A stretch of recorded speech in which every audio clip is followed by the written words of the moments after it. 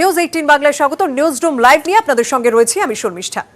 এখনো নির্বাচনী প্রক্রিয়া শুরু হয়নি, কিন্তু তার আগে রাজ্যে উপমুখ্য নির্বাচন কমিশনার তিনি যেমন বৈঠক সারলেন, তিনি কিন্তু বিভিন্ন জেলা ডিএমএসপিদের তৈরি থাকার নির্দেশ দিলেন, রাজ্যের নির্বাচন আধিকারিকদের তৈরি থাকার নির্দেশ দিলেন কি না জানুয়ারিতে নির্বাচন কমিশনের ফুল বেঞ্চ আসছে।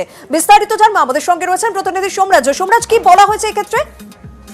দেখো, জানুয়ারি মাসে নির্বাচন কমিশনের ফুল বেঞ্চ আসার একটা সম্ভাবনা রয়েছে। অন্তত আজকে যখন 14টি জেলার ডিএমএসপিদের সঙ্গে বৈঠক করেন deputy election commissioner Sudip Jain, তখন সার্বিকভাবে প্রস্তুতি নিয়ে রাখার কথা বলেন। অর্থাৎ নির্বাচন সংক্রান্ত যাবতীয় প্রস্তুতি তারা যেন নিয়ে রাখে, কেননা জানুয়ারি মাসের যে কোনো সময় নির্বাচন কমিশনের ফুল বেঞ্চ আসার একটা সম্ভাবনা রয়েছে।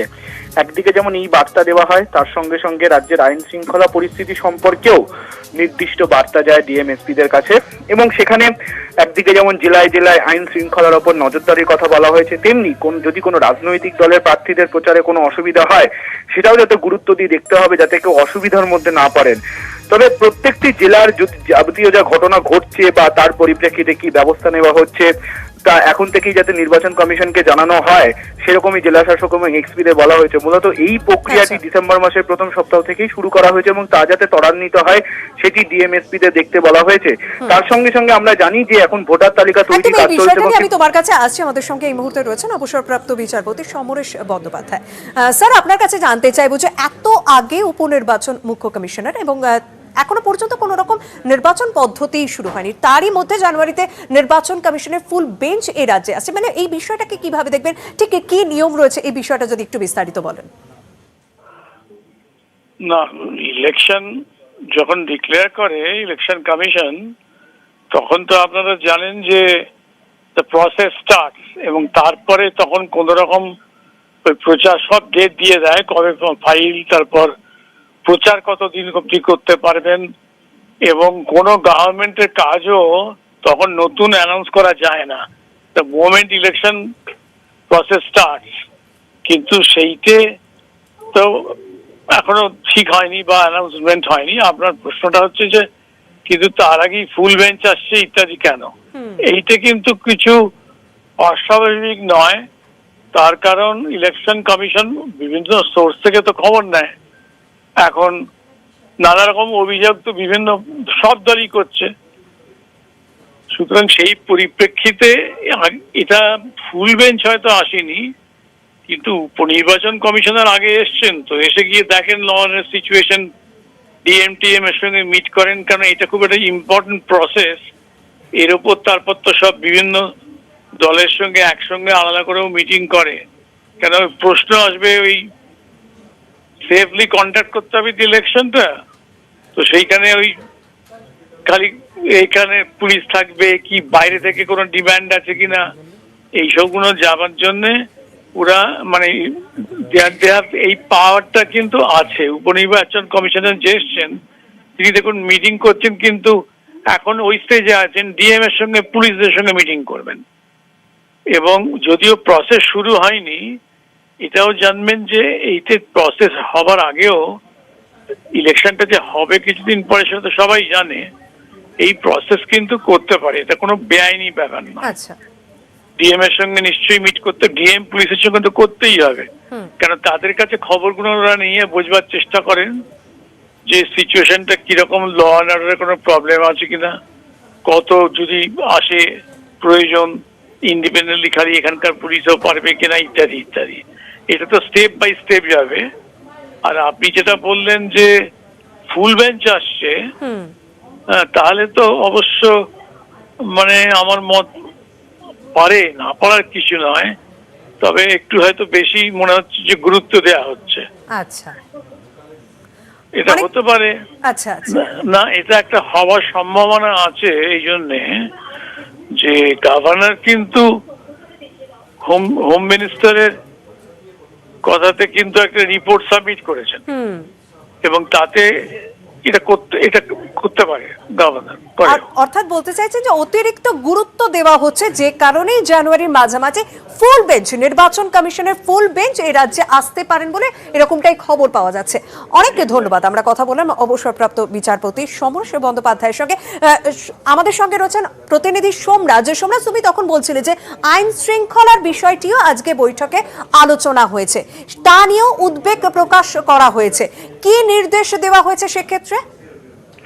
দেখো, প্রথমত রাজ্যের সামগ্রিক আইন শৃঙ্খলা প্রসঙ্গ এবং সেই আইন শৃঙ্খলা প্রসঙ্গ বলতে গিয়ে নির্দিষ্টভাবে বেশ কিছু প্রসঙ্গ বলা হয়েছে, যার মধ্যে অন্যতম উল্লেখযোগ্য যে এখন থেকে জেলাগুলিতে যে সমস্ত ঘটনা ঘটছে এবং তার পরিপ্রেক্ষিতে কি ব্যবস্থা নেওয়া হচ্ছে সেটা যাতে নির্বাচন কমিশনকে অবগত করেন জেলা শাসক এবং পুলিশ সুপাররা। দেখো, এই প্রক্রিয়াটি ডিসেম্বর মাসের প্রথম সপ্তাহ থেকেই শুরু হয়েছে এবং এই প্রক্রিয়াটি যাতে ত্বরান্বিত হয় সেই বিষয়ের উপরই জোর দিতে বলা হয়েছে। শুধু তাই নয়, যাতে কোনো রাজনৈতিক দলের প্রার্থীদের প্রচারে কোনো অসুবিধা না হয় সেই দিকটাও দেখার কথা বলা হয়েছে। আইন শৃঙ্খলার উপর নজরদারি করার কথাও বলা হয়েছে। সামগ্রিকভাবে আইন শৃঙ্খলা নিয়ে কোথাও একটা উদ্বেগ প্রকাশের প্রসঙ্গই উঠে আসছে, অন্তত সূত্র মারফত এমনটাই খবর। তবে আইন শৃঙ্খলা প্রসঙ্গ বা ফুল বেঞ্চ, এর পাশাপাশি কোভিড পরিস্থিতিতে কিভাবে ভোট সেই বিষয় নিয়েও আলোচনা হয়, বিহারের মডেল প্রসঙ্গ নিয়ে আলোচনা হয়। কেননা আজকে যখন ডিএমএসপিদের সঙ্গে বৈঠক হচ্ছিল সে সময় বিহারের সিইও ছিল ভিডিও কনফারেন্স মারফত। সব মিলিয়ে এই প্রসঙ্গগুলি নিয়েই আজকের বৈঠকে আলোচনা হয় বলেই সূত্র মারফত খবর। ধন্যবাদ।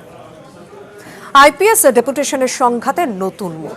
রাজ্যের আপত্তি উড়িয়ে ফের 3 আইপিএস কে ডেপুটেশনে চাইল কেন্দ্র এবং খুব তাড়াতাড়ি নতুন পদে যোগদানের কথা বলা হয়েছে। অসাংবিধানিক পদক্ষেপ টুইট করে সমালোচনা তৃণমূল নেত্রী মমতা বন্দ্যোপাধ্যায়, যদিও রাজ্য পুলিশ সেইটি রিটুইট করে। বিজেপি সভাপতি জেপি নাড্ডার কনভয়ে হামলার চেয়ে এবার 3 পুলিশ কর্তাকে ডেপুটেশনে চেয়ে নতুন পদে যোগদানের নির্দেশ পাঠিয়ে দিল north block. IG Dakshinbanga Rajiv মিশ্রাকে 5 বছরের জন্য আইটিবিপিতে পাঠাতে চেয়ে নির্দেশ, 5 বছরের জন্য এসএসবিতে পাঠাতে চেয়ে নির্দেশ DIG presidency range Praveen Kumar ত্রিপাঠীকে। ডায়মন্ড হারবারের পুলিশ সুপার ভোলানাথ পান্ডেকে 3 বছরের জন্য ব্যুরো অফ পুলিশ রিসার্চে পাঠাতে চেয়ে নির্দেশ। অবিলম্বে এই 3 আইপিএসকে নতুন পদে যোগ দিতে নির্দেশ পাঠানো হয়েছে। সূত্রের খবর, দিল্লির মতে নাড্ডার কনভয় হামলার দায়ে এই 3 পুলিশ কর্তা পুরোপুরি ঝেড়ে ফেলতে পারেন না। হামলার পরেই 3 অফিসারকে ডেপুটেশনে চেয়ে নবান্নে চিঠি দেয় স্বরাষ্ট্র মন্ত্রক। পাল্টা চিঠি দিয়ে নবান্ন জানায় ওই অফিসারদের ছাড়া হবে না। আর তারপরেই কেন্দ্রের এই পদক্ষেপ। রাজ্য যে এই নির্দেশ মানছে না প্রায় সঙ্গে সঙ্গেই তা স্পষ্ট করে দেন মুখ্যমন্ত্রী। টুইটে লেখেন, আইপিএস ক্যাডার রুলের অপব্যবহার করছে কেন্দ্র, রাজ্যের অধিকারে হস্তক্ষেপ করা হচ্ছে, পুলিশ অফিসারদের মনোবল ভেঙে দিচ্ছে কেন্দ্র। ভোটের আগে এই পদক্ষেপ যুক্তরাষ্ট্রীয় কাঠামোর বিরোধী।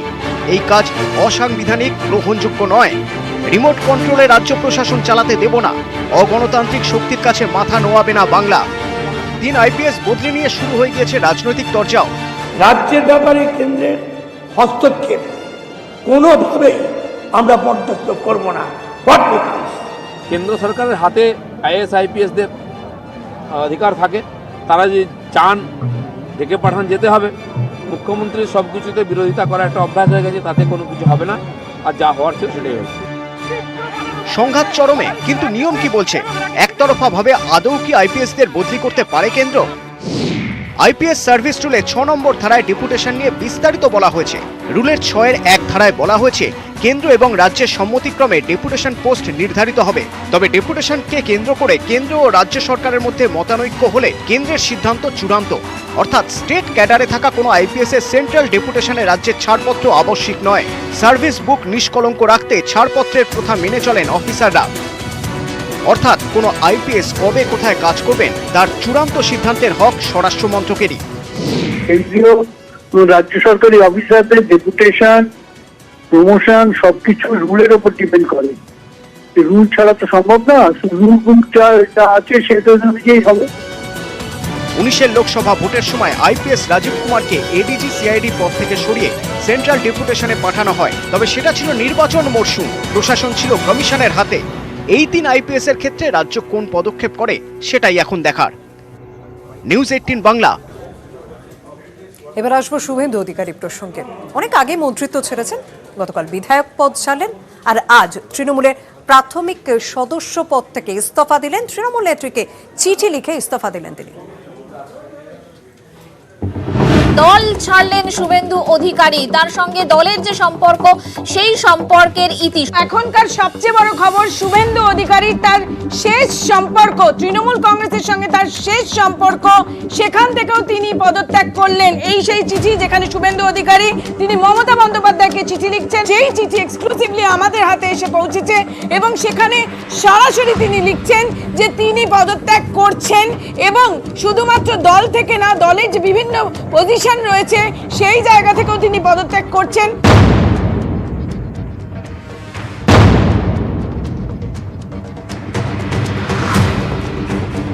প্রথমে মন্ত্রিত্ব ছেড়েছেন, তারপর সরকারি পদ, তারপর বিধায়ক পদ থেকে ইস্তফা। এবার তৃণমূল ছেড়ে দিলেন শুভেন্দু অধিকারী।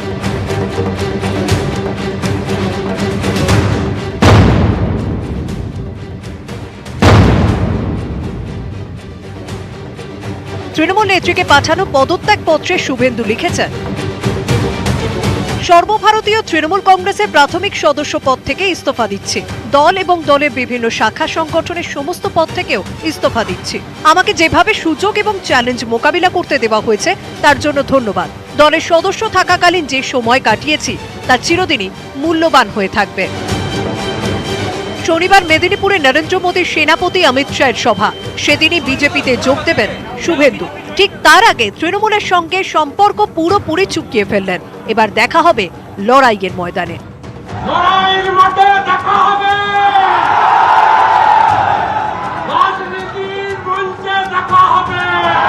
নিউজ 18 বাংলা। কলাবেল্টে তৃণমূলের স্ট্রং ম্যান জিতেন্দ্র তিওয়ারি বেশ কয়েকদিন ধরে তার কিছু ক্ষোভ ছিল, সেই ক্ষোভের কথা জানিয়েছিলেন। তৃণমূলের পক্ষ থেকে চেষ্টাও করা হয় তার মান ভাঙানো, এমনকি তৃণমূল নেত্রী স্বয়ং তার সঙ্গে কথা বলেন, কিন্তু না, তার মান ভাঙল না। আজ আসানসোলে পুরো প্রশাসকের পদ থেকে তিনি ইস্তফা দিলেন, এমনকি জেলা সভাপতির দায়িত্বও ছাড়লেন।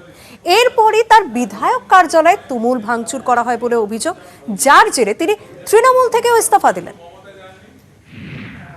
পশ্চিম বর্ধমান জেলার নেতাদেরকে আর ভয় দেখিয়ে এভাবে রাখা যাবে না। এখন সিদ্ধান্ত নিয়েছি, বললে চলে যাব, কিন্তু মানুষের সঙ্গেই থাকবো, মানুষের বাইরে আর থাকতে পারবো। বলেছিলেন বললে চলে যাব, আর এই 24 ঘন্টার মধ্যেই তৃণমূল কংগ্রেস ছাড়লেন জিতেন্দ্র তিওয়ারি। রাজনীতি করতে গিয়ে কেন্দ্রীয় অনুদান থেকে বঞ্চিত করা হচ্ছে আসানসোলকে। মন্ত্রী ফিরহাদ হাকিমকে লেখা চিঠিতে মারাত্মক অভিযোগ করেছিলেন জিতেন্দ্র। সোমবার চিঠি সামনে আসতেই শোরগোল পড়ে যায় রাজ্য রাজনীতিতে।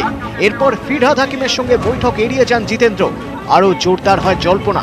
তারপরেই বুধবারের সভা। আমি যেটা ফিল করছি যে দলের জেলা সভাপতি হিসাবে হয়তো এটা আমার শেষ বক্তব্য। সূত্রের খবর, 18 তারিখই জিতেন্দ্রের সঙ্গে সামনাসামনি কথা বলতে চান তৃণমূল নেত্রী। নিজে ফোন করে সে কথা বলেন জিতেন্দ্রকে। বুধবার সন্ধ্যেতেই সুনীল মণ্ডলের বাড়ি যান জিতেন্দ্র তিওয়ারি। সেখানে ছিলেন শুভেন্দু অধিকারীও। তখনও জল্পনা, 18 তারিখ কলকাতায় আসবেন জিতেন্দ্র। বৃহস্পতিবার জল্পনায় জল। আসানসোলের পুরো প্রশাসক আর তৃণমূলের পশ্চিম বর্ধমান জেলা সভাপতি পদ থেকে ইস্তফা দেন জিতেন্দ্র তিওয়ারি। শুধুমাত্র সাহায্য না পাওয়ার জন্য আমার শহর পিছিয়ে যাবে, আর কোনো উপায় নেই। তাই আমি আমার এই পদ থেকে ইস্তফাপত্র আমি পাঠিয়ে দিয়েছি। এই মুহূর্তে যাও ছাড়লাম বিধায়ক পদ, মানুষ আমাকে নির্বাচিত করেছে, মানুষের কাছে সঙ্গে কথা বলবো, মানুষ যেটা চাইবে সেটা করবো। জিতেন্দ্র তিওয়ারি, দল তাকে আসানসোলের মেয়র করেছিল, তারপর গতবার পাণ্ডবেশ্বর থেকে বিধায়ক হয়েছেন। আর কি দেবে দল? সুতরাং এদের উচ্চাশার সঙ্গে দল তাল রাখতে পারেনি। দল তো ছাড়লেন জিতেন্দ্র, এরপর তাহলে কি? বিজেপি বা কি ভাবছে? কেন্দ্রীয় নেতারা কি সিদ্ধান্ত নেবেন সেই সিদ্ধান্তটাই সর্বোচ্চ। আমি এনাদের কারোর বিজেপিতে জয়েন করা আসানসোলে আমি মন থেকে মেনে নিতেও পারবো না। বুধবার শুভেন্দু অধিকারীর সঙ্গে বৈঠক করেন জিতেন্দ্র। শনিবার বিজেপিতে যোগ দিচ্ছেন শুভেন্দু, জানিয়েছেন ঘনিষ্ঠ মহলে দলত্যাগী জিতেন্দ্ররও সে পথেই হাঁটার সম্ভাবনা। ভেঙ্কটেশ্বর লাহিড়ী ও দীপক শর্মা, নিউজ 18 বাংলা।